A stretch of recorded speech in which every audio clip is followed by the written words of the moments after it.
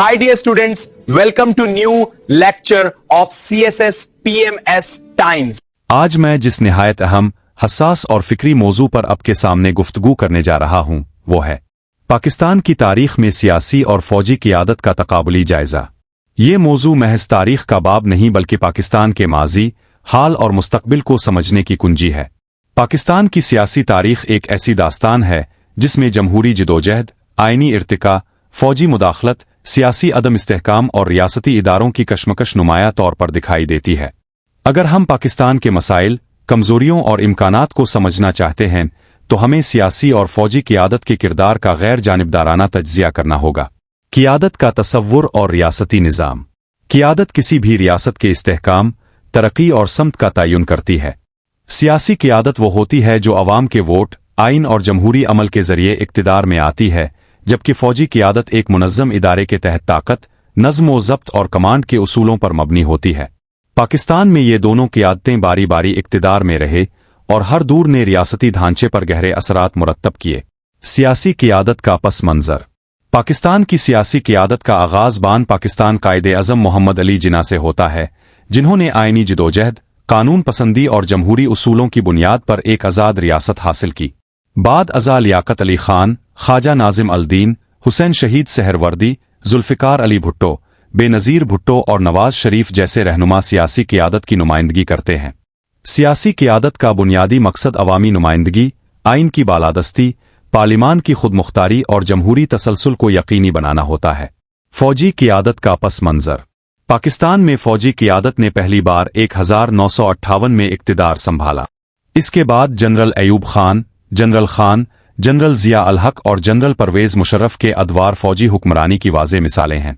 फौजी क़ियादत ने अक्सर अपने इक़्तिदार को कौमी सलामती, सियासी अफरातफरी और बदउनवानी के खात्मे के नाम पर जायज़ करार दिया, मगर इसके नताइज हमेशा मुतनाज़ा रहे।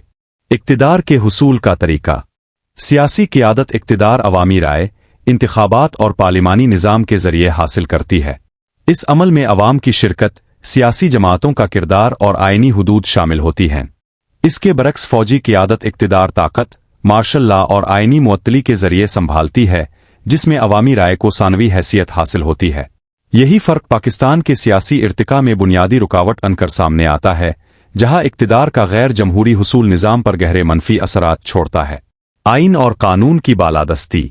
सियासी क़ियादत का वजूद आइन से जड़ा होता है।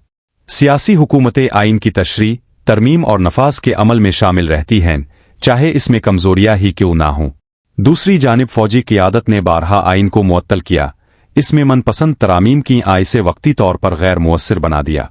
आइन की ये कमजोरी रियासती इदारों में अदम तवाज़ुन और सियासी बेयकीनी को जन्म देती है। तर्ज़न हुक्मरानी और इंतज़ामी रवैया। सियासी क़ियादत का तर्ज़न हुक्मरानी मुशावरत, पार्लिमानी मुबाहिस और सियासी मुफाहमत पर मबनी होता है। फ़स्ली वक्त लितमर इज्तिमाई व। फौजी क़ियादत नज़्म व ज़ब्त, मरकज़ियत और हुक्म के उसूल पर चलती है, जहां इख्तिलाफ राय की गुंजाइश कम होती है। यही वजह है कि फौजी दौर में फैसले तेज़ मगर अक्सर गैर पायदार साबित होते हैं। सियासी इस्तेहकाम और जमहूरी तसलसल।